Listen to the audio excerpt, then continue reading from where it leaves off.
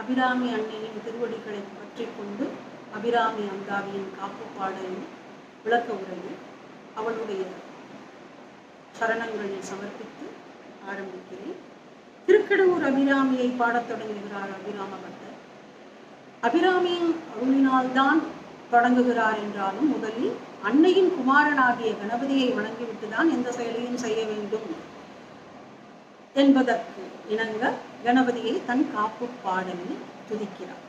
ஆகவே அபிராம பட்டர் கணபதியுடன் உன்னுடைய அன்னையாகிய அபிராமியை பாடத் தொடங்குகிறேன். அதற்காக நீ எனக்கு சொல் வளத்தையும் பொருள் வளத்தையும் பாலித்தருள வேண்டும் என்று. திருக்கடவுர் அபிராமியை பற்றித்தான் பாடப்போகிறார் என்றாலும் காப்பு பாடலில் முதலில் ஒரு பெரிய தளத்தில் இருந்து ஆரம்பிக்கலாம் என்று பட்டருக்கு தோன்றுகிறது. அதனால் தில்லையில் இருந்து ஆரம்பிக்கலாம் என்று. சைவத்தில் கோவில் என்றாலே தில்லைதான். தில்லை என்றதும் நடராஜ பெருமானும் சிவகாம சுந்தரியும் பட்டரின் சிந்தனையிலே தோன்றுகிறார்கள். மகா மாதாவாகிய அபிராமியை பற்றித்தான் அந்தாதிகள் பாடப்போகிறார் என்றாலும் அபிராமியே சர்வம் என்பதை நமக்கு உணர்த்த ஏனைய கோவில்களில் உள்ள அம்பாள்களின் பெயர்களையும் குறிப்பிட்டிருப்பார். சரி, தில்லையிலிருந்து ஆரம்பிக்கலாம் என்று நினைத்ததும் நடராஜ பெருமானும் சிவகாம சுந்தரியும் நினைவுக்கு வருகிறார்கள். லயமில்லாமல் அப்பெருமானுடைய ஆட்டம் நடவாது. அந்த லயத்தை உருவாக்குபவள் அந்த அன்னையே. எப்பொழுதுமே ஐயனிடம் இருந்து பிரியாமல் அவன் வாமபாகத்திலே வீற்றிருப்பவள் அல்லவா அவள். தில்லை நடராஜரின் வாமபாகத்தில் அம்பிகை இருக்கும் காட்சியை கண்டு திளைக்கிறார் அபிராம பட்டர். இருவரில் ஒருவராக காட்சி தரும்போது ஆகா, இந்த குஞ்சித பாதம் அன்னையுடையதாக அல்லவா இருக்கிறது என்று தியானத்தில் நிலைத்து விடுகிறார். தியானத்தில் நிலைப்பது ஒன்றும் அபிராம பட்டருக்கு ஒன்றும் புதிதல். ஏனென்றால் சரபோஜி மன்னன் இன்று என்ன திதி என்று கேட்கும் போது அமாவாசை திதியை பௌர்ணமி என்று கூறுகிறார். தன் தியான நிலையில் அம்பிகையின் மிக பிரகாசமான ஒளியை கண்டவர் திதியையே மாற்றி சொல்கிறார். அதனால் தியானத்தில் அம்பிகையிடம் லயித்து போவது பட்டருக்கு ஒன்றும் புதிதல். வலப்பக்கத்தில் கொன்றை மாலையும் இடப்பக்கத்தில் செண்பக மாலையும் புரள தில்லை ஊரனை வாமபாகத்தில் பிராட்டியை உள்ளக்கண்ணில் தரிசித்து மெய் மறந்தவராக தியான நிலையில் இருக்கும் பொழுது சட்டென்று நினைவுக்கு வந்தவரா, ஆகா, நாம் கணபதியை அல்லவா காப்பு பாடலில் துதிக்க ஆரம்பித்தோம் என்று எண்ணும் போதே அந்த ஆனந்த நடன சபையில் விநாயக பெருமான் தில்லை ஊரனுடனும் அம்பிகையுடனும் நடனம் ஆடிக்கொண்டிருப்பதை பார்த்து சட்டென்று கார்மேகம் போன்ற கணபதியே தேவரீரிடம் ஒரு விண்ணப்பம் என்று விண்ணப்பத்தை வேண்டுகோளாக வைக்கிறார். தன் தும்பிக்கையை ஆட்டிக்கொண்டு என்ன விண்ணப்பம் என்று கணபதி வினவ,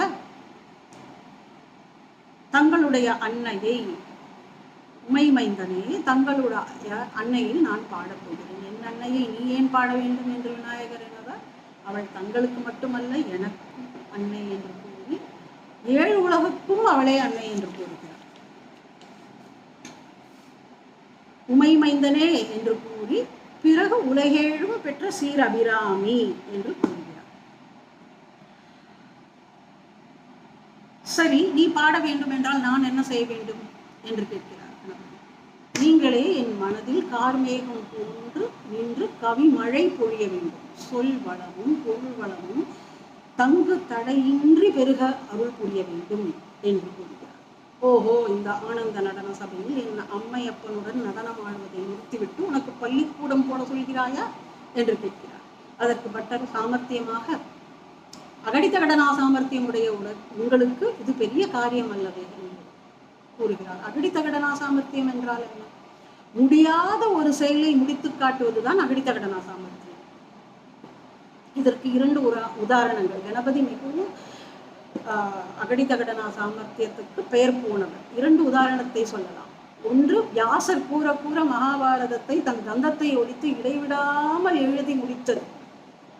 மற்றொன்று, சேரமான் பெருமாள் நாயனார் சுந்தரர் ஆகிய இருவரும் கைலாயத்தை அடைய சென்று கொண்டிருக்கிறார்கள். வழியில் ஔவையை கண்டு நீங்களும் வாருங்கள் என்று கூற, அவ்வை நான் விநாயக பெருமானை பூஜித்துக் கொண்டிருக்கிறேன், பூஜை முடிந்ததும் வருகிறேன் என்று சொல்லும் போது சேரமான் பெருமாள் நாயனாரும் சுந்தரரும் நீங்கள் பிறகு வாருங்கள், நாங்கள் சென்று கொண்டிருக்கிறோம் என்று கைலாய பயணத்தை தொடர்கிறார்கள்.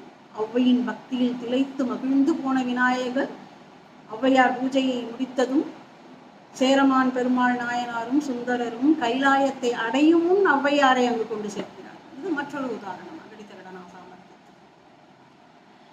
சரி, பேனாவை எடுத்தவுடன் கவிதை உடனே வந்து விடாது. உள்ளத்தில் சிந்தனை தெளிவு பெற்றவனே கவிதை புனைய முடியும்.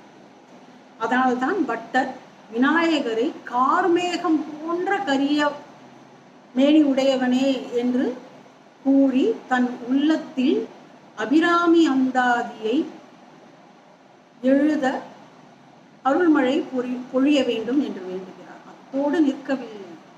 முதலில் அபிராமி அந்தாதியை எழுத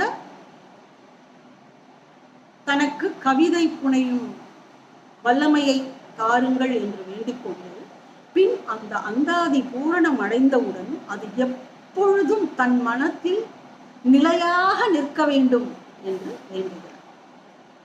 இதுவே காப்புப்பாடலின் விளக்க உரை. இந்த உரையை கார்மேக கணபதியின் திருவடிகளில் சமர்ப்பித்து தொடர்கிறேன்.